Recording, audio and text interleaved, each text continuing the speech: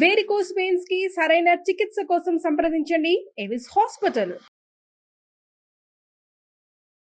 నమస్తే రమగారు. నమస్తే జయ. రమగారు, ఉద్యోగాలు చేసే వారి కోసమే ఈ వీడియో రమగారు.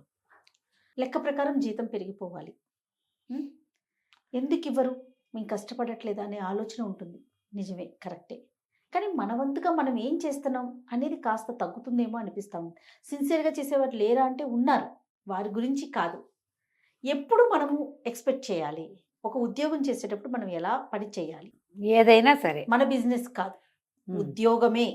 ఏదైనా సరే జయ, నువ్వు ఏం చేసినా నీ 100% ఇవ్వు, నువ్వు 100% తీసుకోగలుగుతావు. ఇది బేసిక్ రూల్ కదా జయ. నువ్వు ఇవ్వంది ఎక్కడి నుంచి తీసుకోలేవు, ఇవ్వకపోతే రాదు. అంతే. 1000 తీసుకో, నువ్వు 100 రూపాయలు అకౌంట్లో వేసావు, నువ్వు 100 తీసుకోగలుగుతావు. నువ్వు 10 రూపాయలు వేసి నాకు 100 ఇవ్వండి, ఇన్ని రోజులు ఉంచుకున్నారు కదా అంటే 100 రాదు. ఆ 100 రావడానికి ఎంతకాలం పడుతుంది? 10 రూపాయలు 100 చేయడానికి బ్యాంక్ వాడికి 5 సంవత్సరాల చొప్పున ఎప్పటికీ డబల్ అవ్వాలమ్మా అది కదా. రాదు, స్లోగా ఉంటుంది గ్రోత్. ఎంత స్లోగా ఉంటుంది? సంవత్సరాలు పట్టేస్తుంది. గ్రోత్ బాగుండాలంటే నువ్వేం చేయాలి? ఇప్పుడు డబ్బులు గ్రోత్ గురించి చెప్పట్ల, మనం బాగా ఇవ్వాలమ్మా. ఉద్యోగాల్లో వెళ్ళామా, ఏదో పని చేసామా, యాంత్రికంగా చేయకూడదు. ఈ రోజున అయితే మాత్రం నువ్వు ఎంత యాక్టివ్గా పనిచేస్తే, ఎంత మనసిచ్చి పనిచేస్తే, ఎంత వర్కోహాలిక్గా ఉంటే, క్వాలిటీ వర్క్ ఇస్తే అప్పుడు నీకు జీతాలు పెరుగుతాయి, నీకు గుర్తింపు లభిస్తుంది. ఎస్, గుర్తింపు కూడా, అది కూడా కోరుకుంటాం కదా. వేరే వాళ్ళకి గుర్తింపు వచ్చేసరికి సహించలేకపోతారు. అంతేగాని వాడు చచ్చేలా చేస్తున్నాడు, మనం చేయట్లేదు అనిపించదు. వాడు ఏదో ఒకటైనా వాడు ఏడ్చాడు, మనం అది కూడా ఏడవట్లేదు. అది గ్రహించకుండా ఒక 10 మంది గుంపులో గుర్తింపు పడ్డవాడు ఒకడుంటే, వీడిది స్మార్ట్ వర్కా ఇంకో వర్కా, ఏదో ఒక వర్క్ వాడు తెలివిగా చేసి ఏదైనా మోసం చేస్తే మీరు అనుకోవచ్చు. కానీ వాడు పని చేసి గుర్తింపు పొందినప్పుడు మనం కూడా ఆ పని చేయాలని ఎందుకు అనుకోరు? మనం కూడా చేద్దాం. ఎక్కడైనా స్మార్ట్ వర్కే కదా జయ. 100% హార్డ్ వర్క్ చేసినా డబ్బు వస్తుంది, పేరు వస్తుంది. స్మార్ట్ వర్క్ చేసినా డబ్బు పేరు వస్తాయి. వీడికి ఇంకొంచెం ఫాస్ట్గా వస్తాయి. నువ్వు స్మార్ట్గా చేయలేకపోతే హార్డ్గా అయినా చెయ్యి. హార్డ్గా చేయొద్దు, స్మార్ట్గా చేయని చెప్తాం మనం. అవును, అది రావట్లేదు, వదిలే, హార్డ్గా చెయ్యి, పనే చెయ్యి, వేరే పనులు చేయక ఉద్యోగంలో. అవునా కాదా? 100%. ఇలా ఆలోచించడం మానేశారేమో మరి. ఇంతకు ముందు అన్నట్లుగా వచ్చాము వెళ్ళాము అంతే. మనకు పడేది పడుతోంది కదా, ఏడుపే మళ్ళీ లోపల. బట్ మనకు పడేది పడిపోతుంది కదా, ఇంకెందుకు అనే ఒక స్థాయి, అదొక ఐడియా. దీంట్లో ఏంటంటే మనం ఒక సంస్థలో, ఇప్పుడు గవర్నమెంట్ సర్వెంట్లు అయితే వేరే కథ, వాళ్ళు తక్కువే ఉంటున్నారు. ఇప్పుడు మిగిలిన వాళ్ళంతా మామూలు జనం అంతా ప్రైవేటు సెక్టార్లోనే ఉంటారు. ఇలాంటివి ఒక నలుగురు గుంపు బాగా పనిచేస్తే కంపెనీ, సంస్థ ఇంకా ముందుకెళ్తుంది. సంస్థ బాగుంటే మనం బాగుంటాం. రెండోది ఇంకో పాయింట్, ఈ రోజుల్లో ఆలోచిస్తున్న పాయింట్, సంస్థ బెటర్ అవుతుంది, నువ్వు కూడా ముందుకెళ్తావు, నీ జీతం ఏదో పెరుగుతుంది. ఈ బేస్ మీద నీకు ఇంకొక మంచిది వస్తుంది. దానికోసమైనా పని చేయాలిగా కనీసం కదా. ఈ సంస్థను నేనెందుకు ఉద్ధరించాలి? ఇలాంటి మాలాంటి వాళ్ళందరినీ పెట్టుకుని వీడు తెలివిగా మేసేస్తున్నాడు. ఈ మధ్య ఇలాంటి స్ట్రాటజీస్ బాగా వింటున్నాను జయ. కంపెనీలో పనిచేయటము అంటే మీలాంటి వాళ్ళందరినీ మళ్ళేసి వాడెవడో బాగుపడుతున్నాడు అనే పాయింట్లు చెప్తారు ఎంతసేపు. పోనీ బాగుపడే తెలివితేటలు నీకున్నాయా అంటే లేవు. మరి 10 మందిని నువ్వు కూడగట్టాలి కదా.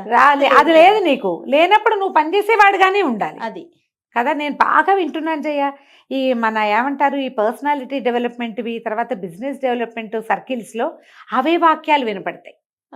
వాడెవడనో ఉద్ధరిస్తున్నాం మనమంతా కలిసి అంటే, నిన్ను నీ సొంత పని ఏడవటమే నీకు రానప్పుడు వాడిని ఉద్ధరిస్తున్నామని ఏడిస్తే ఎట్లా? అదే కదా. నువ్వు చేయగలవా అంటే చెయ్యవు, నువ్వు నీ పనే నీ వల్ల కావటల్లా. కాకపోతే ఇప్పుడు ఇవాళ రేపు వర్క్ కల్చర్ ఎట్లా ఉందంటే జయ, టార్గెట్లు నీకు తెలియంది కాదు కదా. టార్గెట్స్ అని విపరీతంగా పిండేయటం, పోటీ, కాంపిటీషన్ కదా. ప్రపంచం అంతా కాంపిటీషన్, ప్రతి దాంట్లోనూ ఉంది రమ్మగారు. కంపెనీల మధ్య కాంపిటీషన్ ఉంటే ఉద్యోగుల మధ్య కాంపిటీషన్ కూడా ఉంటుంది. ఈ పరుగులో ఆరోగ్యాలు పాడు చేసుకుంటారు, స్మార్ట్గా చేయలేకపోతారు, హార్డ్ వర్క్ శక్తి సరిపోదు. ఇలాంటప్పుడు ఏదో డిప్రెషన్స్కి వాటికి లోనైపోయి వాడు ఎవడో బాగుపడ్డాడు, మనం ఇలా ఉన్నాము అనిపిస్తుంది. చిల్ అవ్వండి కాస్త, అయ్యి మిమ్మల్ని మీరు సరి చేసుకోండి, మళ్ళీ ముందుకెళ్ళండి, మధ్యలో రిలాక్స్ అవ్వండి, మళ్ళీ పరిగెత్తండి, పరిగెడుతూనే ఉండండి. స్పీడ్గా పరిగెత్తచ్చు, స్లోగా పరిగెత్తచ్చు. పరుగు ఆపకూడదు. ఆపకుండా ఉంటేనే మీకు ఉద్యోగాలు మంచి వస్తాయి, ఉద్యోగంలో మీ పరిస్థితులు బాగుంటాయి, దానివల్ల జీవితం బాగుంటుంది, కుటుంబం బాగుంటుంది, ఆరోగ్యం బాగుంటుంది, సమాజంలో మన స్థితిగతులు మెరుగ్గా ఉంటాయి. ముందు మీకు సాటిస్ఫాక్షన్ వస్తుంది. అంతే కదండి. ఏ పని చేయకుండా ఖాళీగా రికామీగా ఉంటూ మనం తీసుకుంటున్న జీతానికో తీసుకుంటున్న ఫలసాయానికో సరిపడా పని చేయని వాడు గుర్తింపబడడు. అంతే. బతకస్తుడిగా గుర్తింపు కానీ పొందామా ఇక అంతే కథ, ఇక ఎప్పటికీ మనం మామూలు కాలేం. ఇలా ఆలోచించండి. మీరు చిన్న సమాజం కలిసి ఉండేది ఉంటే ఒక 10 మంది ఫ్రెండ్స్, 8 ఫ్రెండ్స్ ఉంటారు, ఒకళ్ళిద్దరు స్మార్ట్ వర్కర్స్ ఉంటారు, ఓ 3-4 హార్డ్ వర్కర్స్ ఉంటారు, 2 దొంగలు ఉంటారు. పనిచేయరు వీళ్ళు. ఆ స్మార్ట్ వాడితోటో ఈ హార్డ్ వాడితోటో పని చేయించి మేనేజ్ చేసి చేయక ఏవో దుఃఖాలు వెళ్ళబోసుకుని ఇబ్బందులని అదని ఇదని చెప్పి చేస్తారు. ఒక్కసారి ఆ స్మార్ట్ వాడి పక్కకి వెళ్ళిపోయి ఈ హార్డ్ వాడి రావతలకు వెళ్తే మనం మిగిలిపోతాం ఇక్కడ. అవి 2 ఎక్కేస్తాయి. ఆ 2 పులులు ఎక్కేస్తాయి. పరిగెత్తగలిగే పులి, నడిచే పులి 2 ఎక్కుతాయి. చతికిలు పడే పులి ఏమవుతుంది? చతికిలు పడే ఉంటుంది కదా.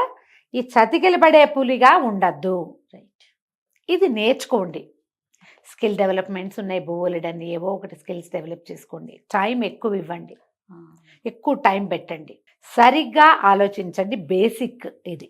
నేను ముందుకెళ్ళలేకపోతున్నానంటే నన్ను సమాజం అంతా కలిసి తొక్కేస్తోందా, నేనే సరిగ్గా అడుగు వేయలేకపోతున్నానా అనేది ఆలోచించి కనుక మీరు పనిచేస్తే ఉద్యోగాల్లో బెటర్గా ఉంటారు. ఏదో ఒక రొడ్డకొట్టుడు పని చేశానులే అని చేస్తూ ఉంటే ముందుకెళ్ళరు. అంతే. పోరాట పటిమ ప్రదర్శించండి ప్రతి దాంట్లోనూ, అప్పుడే మీరు ముందుకెళ్తారు. మీ వల్ల మీ కంపెనీలు ముందుకెళ్తాయి, మీ సమాజం ముందుకెళ్తుంది, మీ ఫ్యామిలీ ముందుకెళ్తుంది, జీవితం బాగుంటుంది ఆటోమేటిక్గా. రైట్ రమ్మ గారు, నమస్తే. నమస్తే జీ.